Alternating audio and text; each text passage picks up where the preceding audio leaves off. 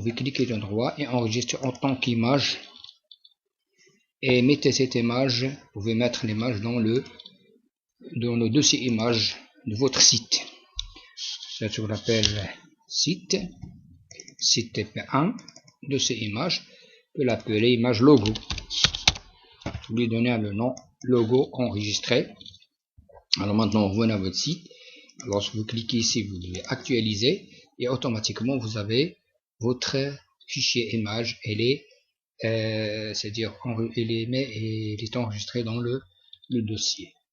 Alors après, on va créer un nouveau fichier vide CSS sur lequel on va, ça veut dire enregistrer toutes les règles CSS qu'on va appliquer sur notre page qu'on va créer d'ici quelques minutes. Alors je demande la création d'un nouveau fichier, je clique créer.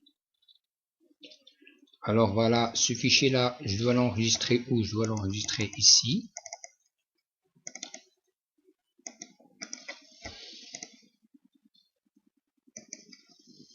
Alors nouveau fichier, je peux cliquer ici, nouveau fichier, voilà, je peux l'appeler par exemple style.css. Style.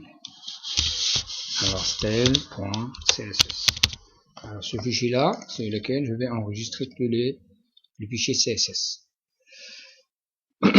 Maintenant on va commencer notre première page, c'est la page, c'est cette page là. Donc on a déjà un nouveau fichier, voilà, sans titre 1. Je veux créer la page suivante. Alors j'ai déjà la maquette mentionnée dans l'exercice, dans le tuto. Voilà cette maquette là. On va essayer d'appliquer cette maquette pour présenter la page, si vous voulez, notre page, notre page de site. Voilà. Alors tout d'abord, je dois lier. Alors pour la première chose qu'on doit faire tout d'abord, alors je dois créer, je dois enregistrer ce fichier là, donc enregistrer d'abord. Je vais l'enregistrer sur la forme index.html, c'est la page index. Voilà, c'est la page index que je dois préparer maintenant, index.html. HTML, comme ça. Voilà, j'ai ma page HTML, elle est là.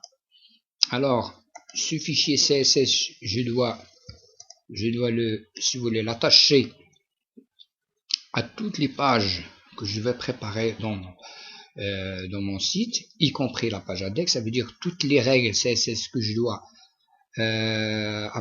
enregistrer dans ce fichier là doivent être appliquées à la page index et aussi aux autres pages. Alors pour attacher le fichier CSS à la page index par exemple, alors je dois cliquer sur le fichier CSS et je dois chercher l'opération qui va me permettre si vous voulez,